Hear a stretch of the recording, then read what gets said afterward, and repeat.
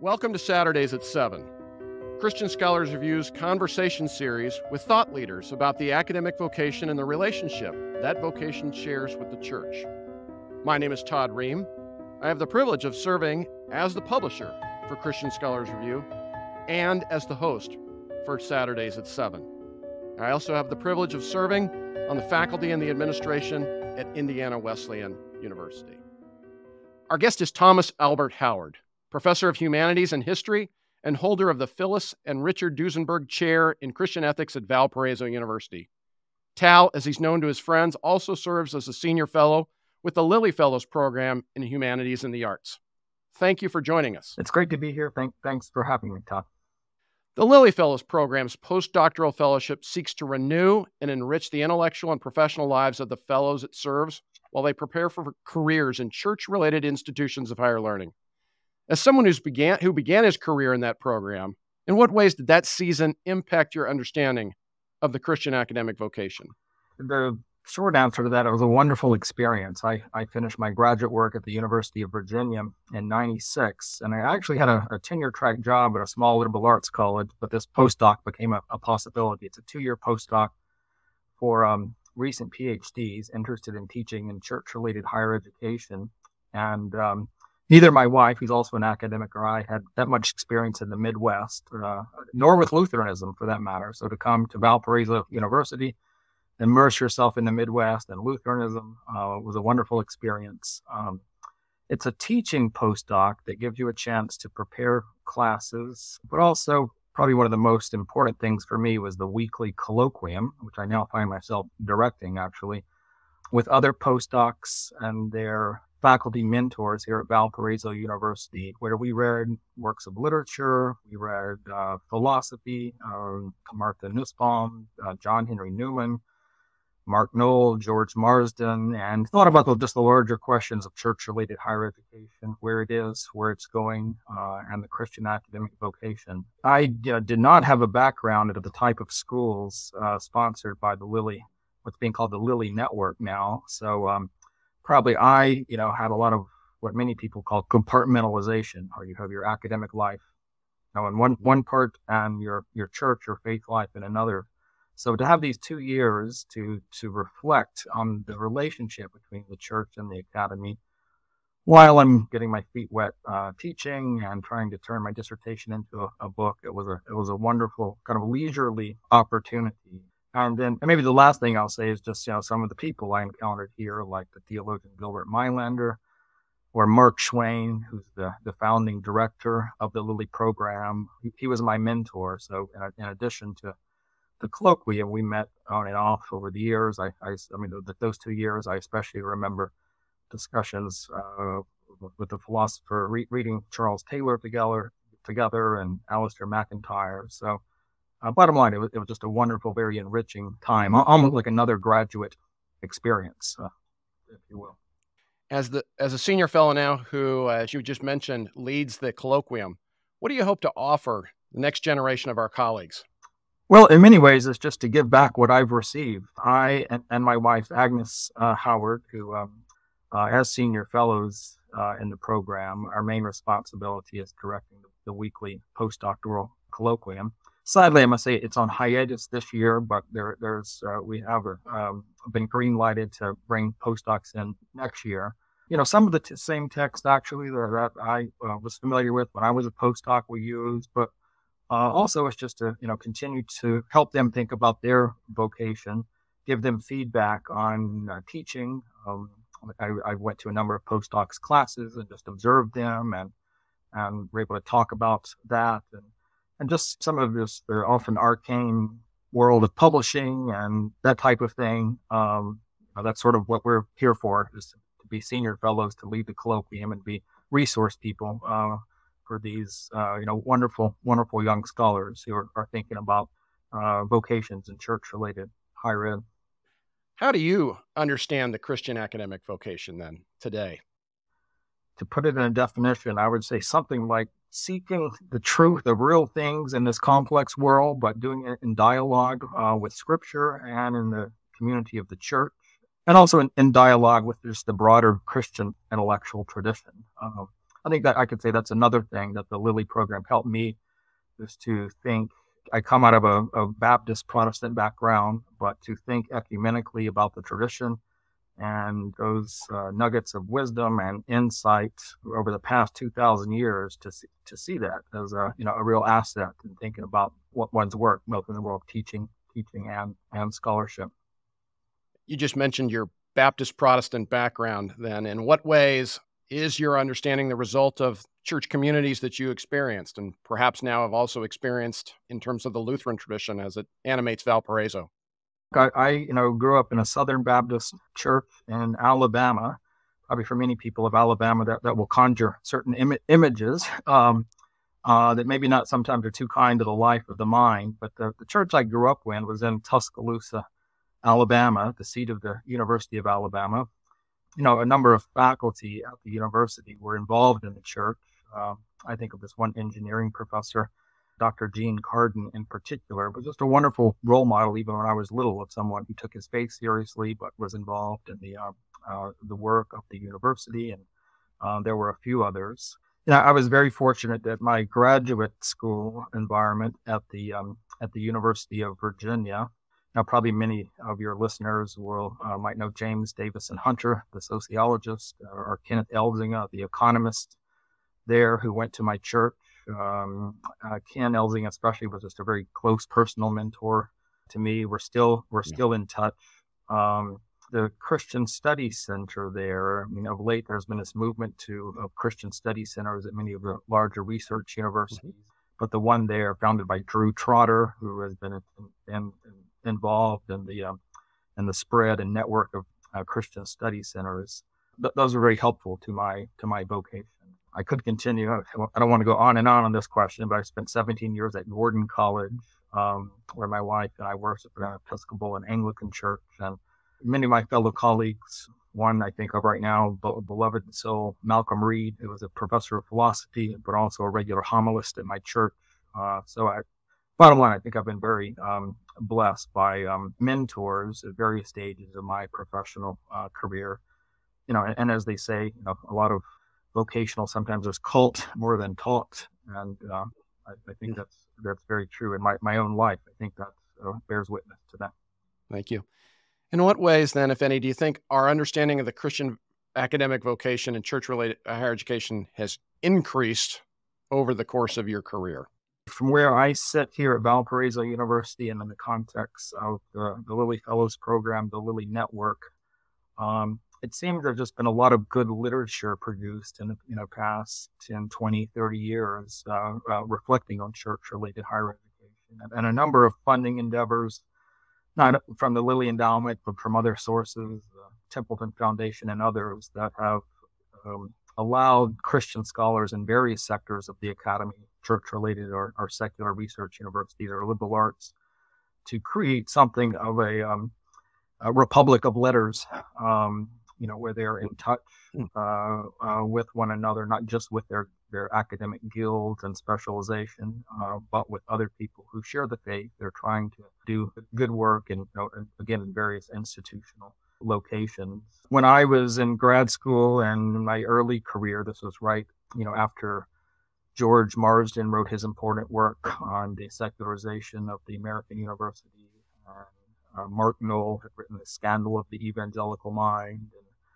And, of course, there are works prior to these two, but those were much of the discussion in my circles at that time. And it seems like they have begotten many descendants who are, continuing to think about the Christian academic vocation broadly understood.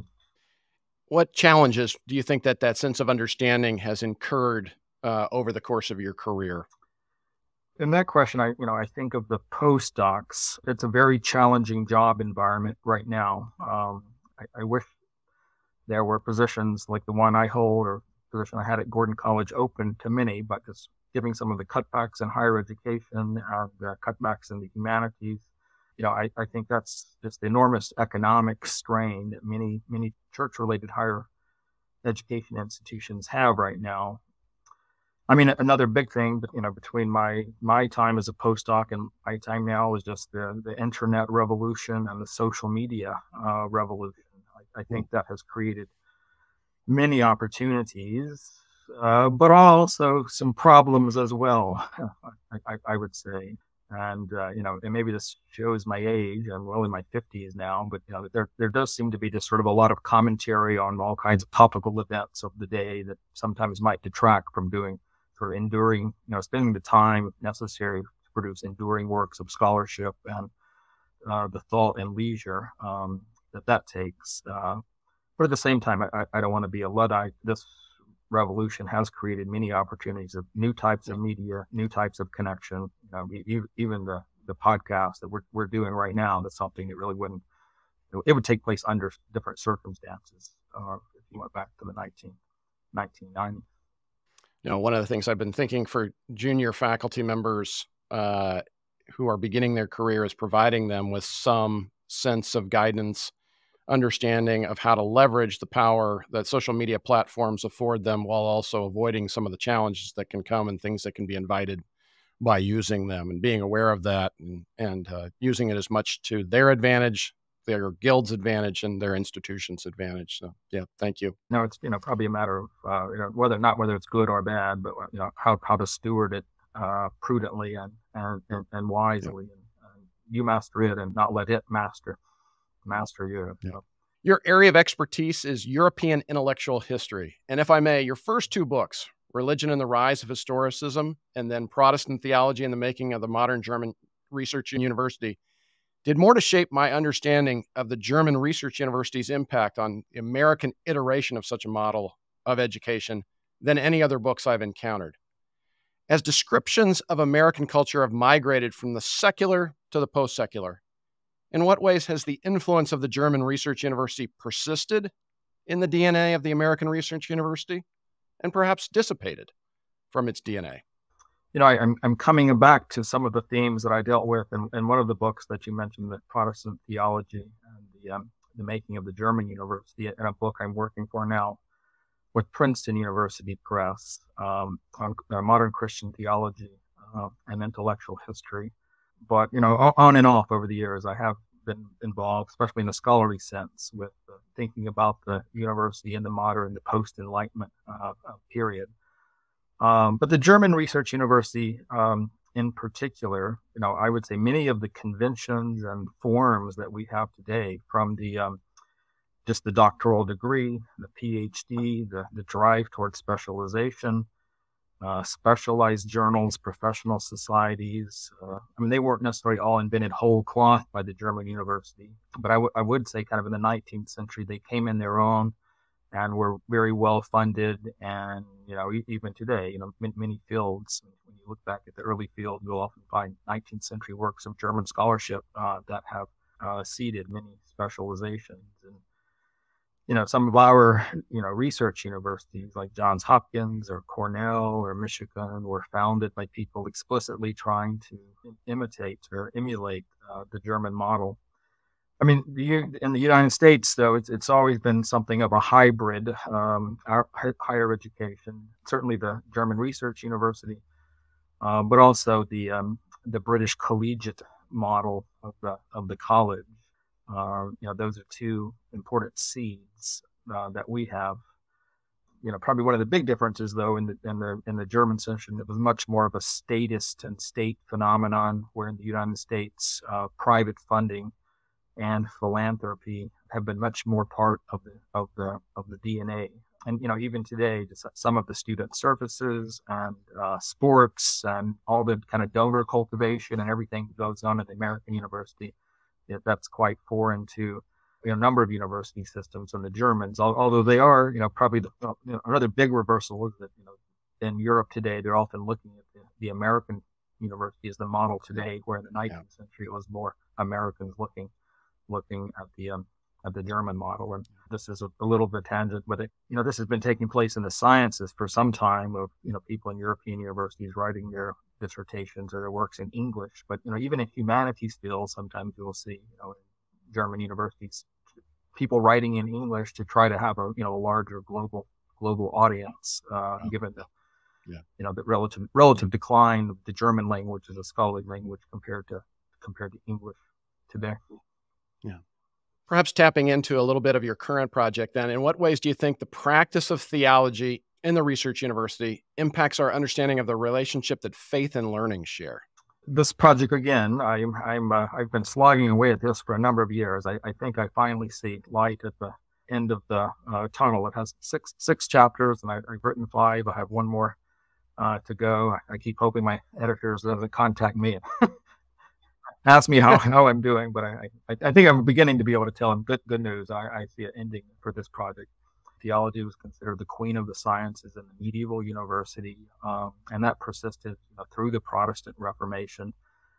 So on both sides of the confessional divide in Europe, and certainly in the United States, the study of theology occupied a very important position. That changes fundamentally at the time of the French Revolution and the Napoleonic period, where universities were essentially treated like monasteries. Their endowments seized, shut down.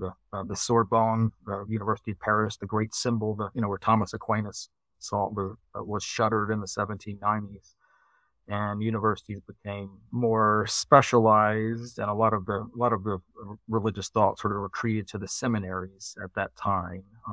Even though that France did keep theological faculties until the 1880s. But of course, the story of the 19th century is, theology coming to grips with historical thinking or historicism, the natural sciences, and positivism. Some various forms of secularization were a real challenge during the, what we would think of this period of intellectual secularization in the 19th and earlier 20th century. When it comes to theology as a domain of knowledge, how does that impact faith and learning? And I guess, I would ask then too now, because we were talking there at the end about the impact of secular culture on the research university, but now we're talking about the transition to a post-secular culture, which we're not sure what it is yet, but we know it is different than, the previous culture. So in what ways is that impacting the practice of theology and the relationship faith and learning share? Sort of the Enlightenment paradigm where the natural sciences were the end, and in all, everyone is trying to emulate them in their methodology. I think that certainly swooned, and what's often called postmodernism, but more recently, I think there's some kind of overlap between what people call the postmodern and sometimes the post-secular. In my mind, I associate the post-secular with a real kind of renewed interest in religion as just a human phenomenon in the past 2 or 3 decades. Not only, but triggered in part by 9/11 and the just awareness of just how religious passions, how it's been, combined with various, after the collapse of the Soviet Union, with various nationalist ideologies worldwide. And then certainly in many Christian academic communities, greater attention to the global South and the majority world, and the fact that the secularization model of Western Europe, which is only in part as applied to the United States, does not necessarily apply to Africa and Asia and the types of Christian growth you've seen in these areas. So when it comes back to theology, I think theology has been largely sort of a Western phenomenon, 17th, 18th, 19th, and early 20th century. The real challenge today is to try to hear these voices, how Christianity is being contextualized and taking shape in other parts of the world. I think another element to post-secularity is just the type of pluralism that we see in this religious pluralism, especially with the changing of some of the immigration laws in the 1960s. I live an hour from Chicago, and you can go to Chicago and you can find Hindu temples and Sikh temples, Baha'i temples, mosques. We've taken some of our students locally. Theology's been doing this for some time, but the question of religious plurality, interfaith dialogue, interreligious dialogue are, I think, much more on the agenda in the Christian Academy, but even in the Academy at large. I think there might be sort of more interest and openness to this than in sort of an earlier natural science paradigm, or a paradigm that was heavily shaped in the 70s, 80s by various types of the Marxist and Marxist-derived thought, where religion was just seen as epiphenomenal, or socioeconomic analysis was the important thing to do. Your work as a historian, then, in what ways does your understanding of the relationship shared by faith and learning brought to bear? I guess on the one hand, I aspire to do, good scholarship, as defined by my guild.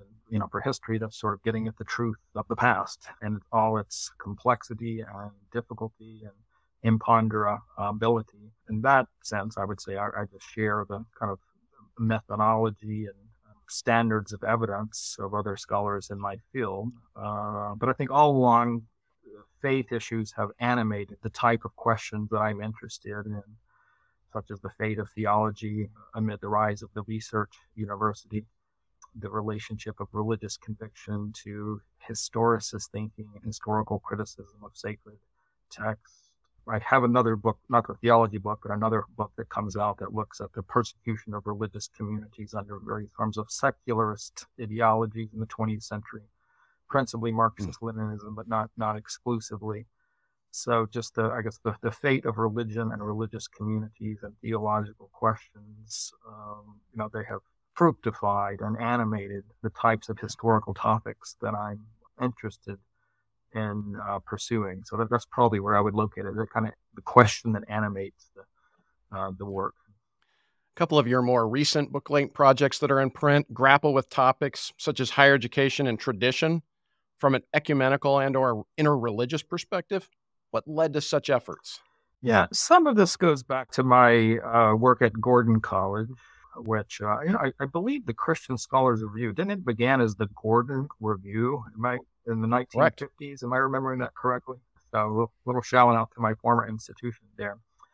I was not always pleased with the fact that Gordon and a number of evangelical schools didn't hire sympathetic Catholics or Orthodox who would be sympathetic with the mission. So I myself kind of engineered a number of ecumenical Catholic evangelical conversations or dialogue to bring different voices in from different sectors of the tradition to speak to our students. And that few edited books, that type of interest has come to bear in publications. The interfaith and interreligious, it's also related to my work at Gordon College. I found myself directing an honors program there called the Jerusalem and Athens Forum, which is not a study abroad sailor, as many parents think, but it goes back to Tertullian's famous line about the relationship of the academy and the church, Jerusalem and Athens. And also, I was directing a speaker series called the Faith Seeking Understanding Speaker Series, which goes back to Anselm of Canterbury, Fides Quaerens Intellectum. But I was doing this in the post 9/11 period when many of our students had questions. What do Muslims believe? What is jihad? And I also had a dear colleague, Marv Wilson, who really had pioneered efforts of Jewish and evangelical dialogue. So I sort of found myself sort of willy-nilly orchestrating interfaith dialogue through this interreligious colloquium type thing to answer student questions. Meanwhile, as a historian, I'm in the back of my mind, I'm saying, where does this category come from? Interfaith dialogue or interreligious dialogue. Probably if you went back several decades or centuries, these are not really terms that people would use quite the way they're used today. And as I began to think about it and research and really look at the great proliferation of interfaith dialogue centers and statements and joint projects, you can, a simple Google search will dredge up all of these different types of interfaith apparatus that has been created in the latter part of the 20th century. Vatican II is an important piece of the story for the Catholic Church.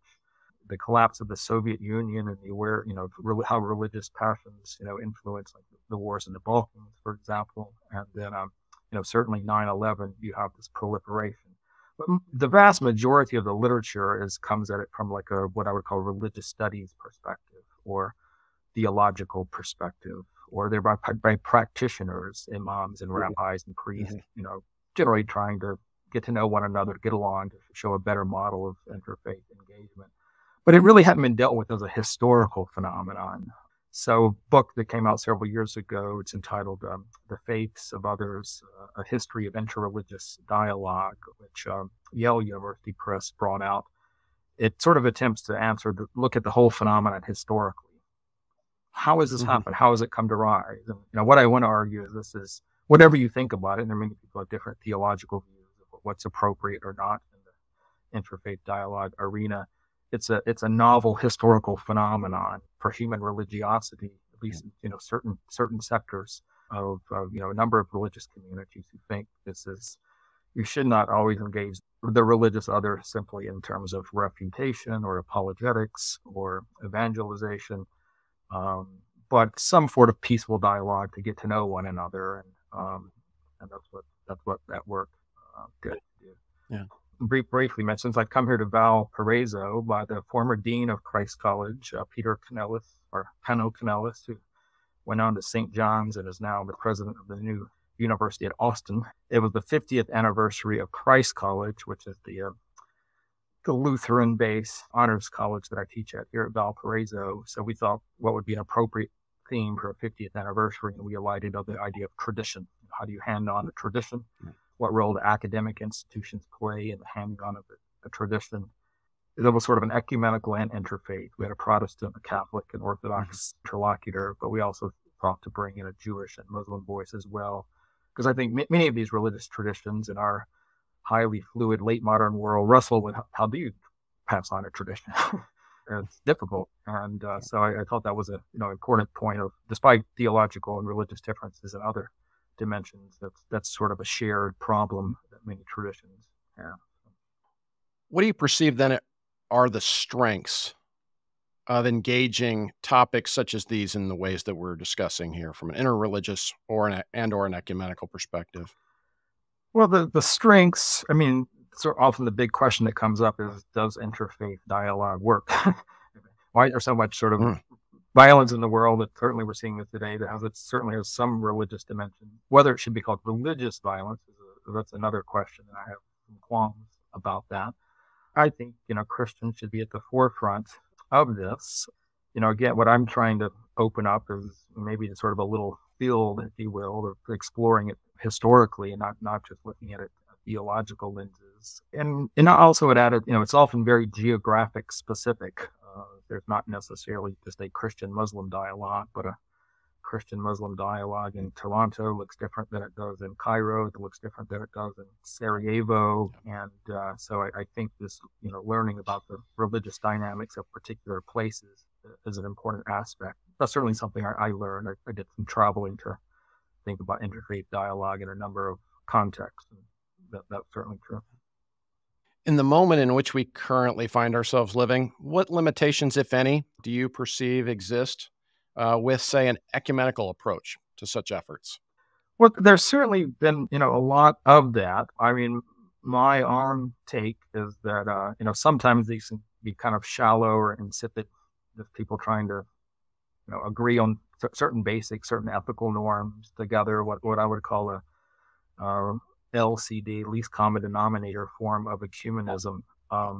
Someone that's influenced me is Paul Murray, a Catholic scholar who wrote a work called Receptive Ecumenism, and to greatly simplify his argument, he says that many of the divisions that Christians face, some going back to the 16th century, some going back earlier, that these different communities have developed certain gifts or charisms that can be kind of mutually gifts to one another now. And I find that a more particular, robust type of ecumenism than just some of the least common denominator ecumenism that's taking place in the past. The same question, but in terms of interreligious dialogue, then, the age in which we live, what do you see as some of the limitations that may come?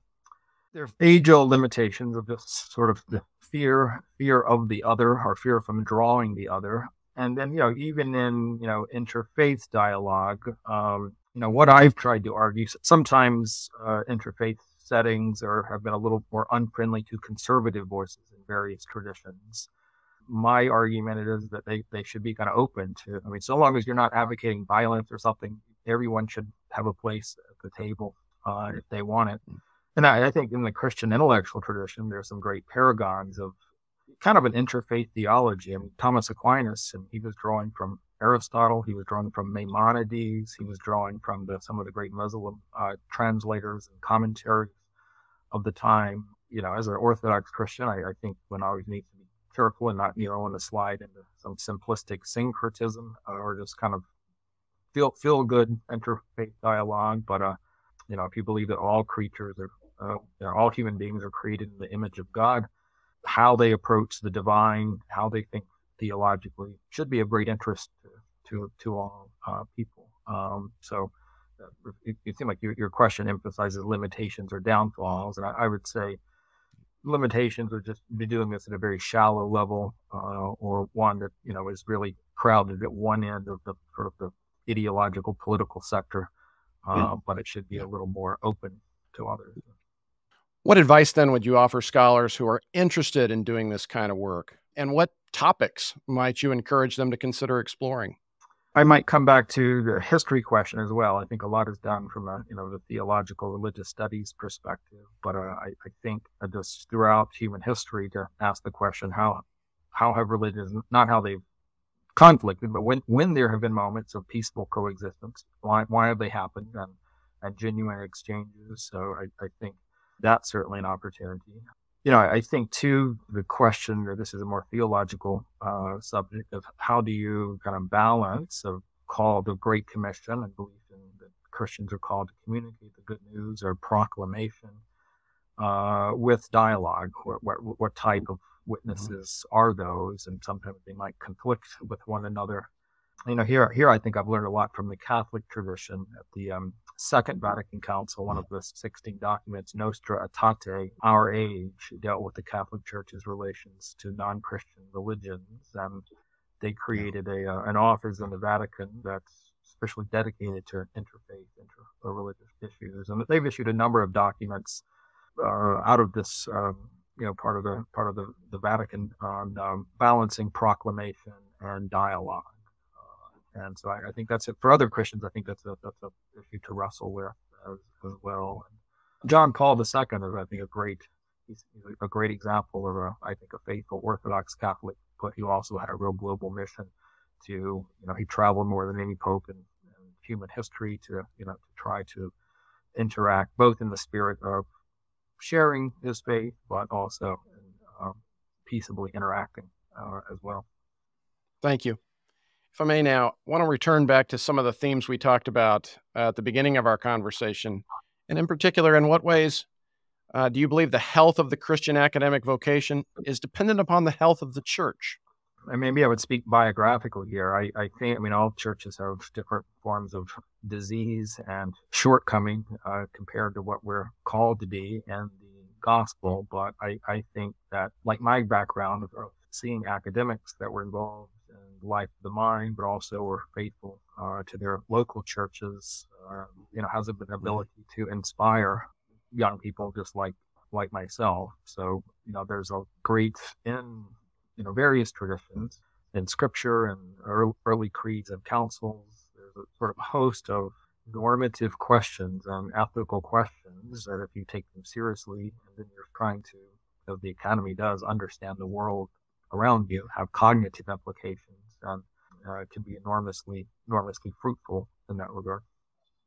I'll kind of flip this question then a little bit and ask, in what ways, if any, do you think the health of the church is dependent upon the health of the Christian academic vocation? Here I might reference Mark Noll's book on the scandal of the evangelical mind.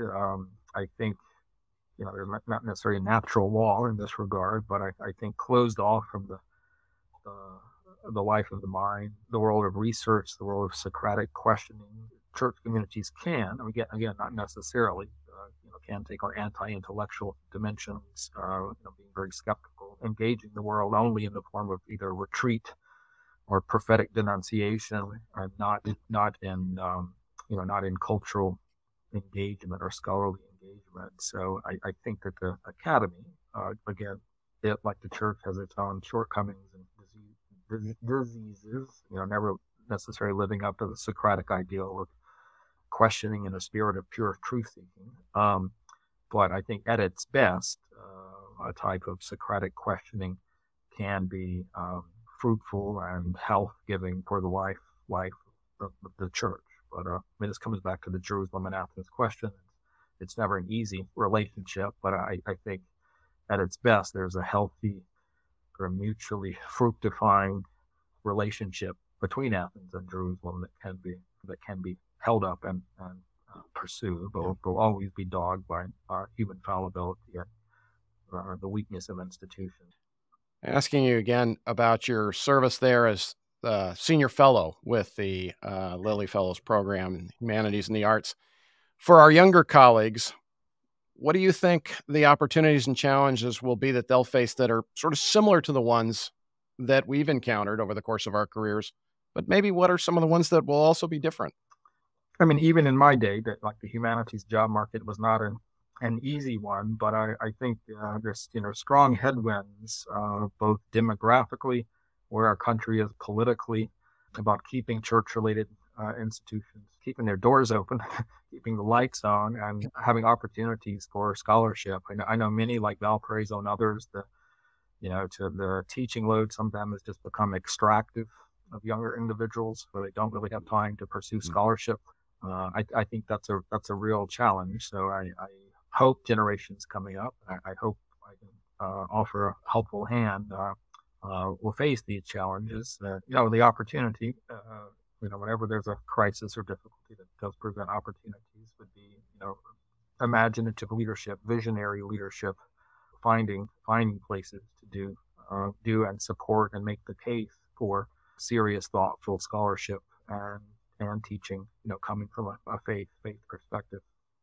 As we close out our time, then, I want to ask one more question about these younger colleagues and the professional development programs we afford them.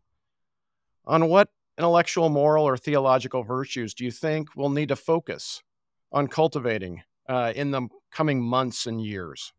I love just the medieval model of the 7 virtues, the cardinal virtues of prudence and justice and temperance and courage, are theological virtues of faith, hope, and love. I think if every student and every young faculty kind of think about those virtues and where they came from, maybe not an exhaustive list of the virtues, but I think it's a good starting point. Probably all scholars need a dose of intellectual humility. That's the chief cardinal. Not try to absolute your own point of view, your own disciplinary standpoint, but I think especially for fruitful interdisciplinary and ecumenical engagement, that's something the Lilly Fellows Program, the Lilly Network tries to do. I think that humility is very helpful. And what I've written on a number of places is the virtue of prudence, which sadly in our culture sometimes just means caution.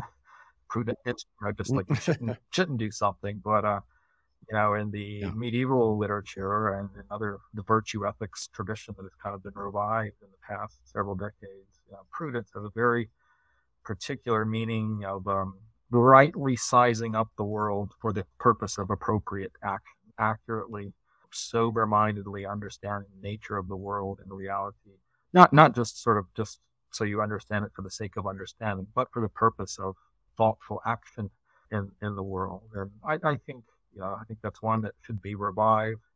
Many schools speak of justice and social justice, and that's important in its own right. But in the tradition, prudence and justice were very deliberately yoked and allied with one another.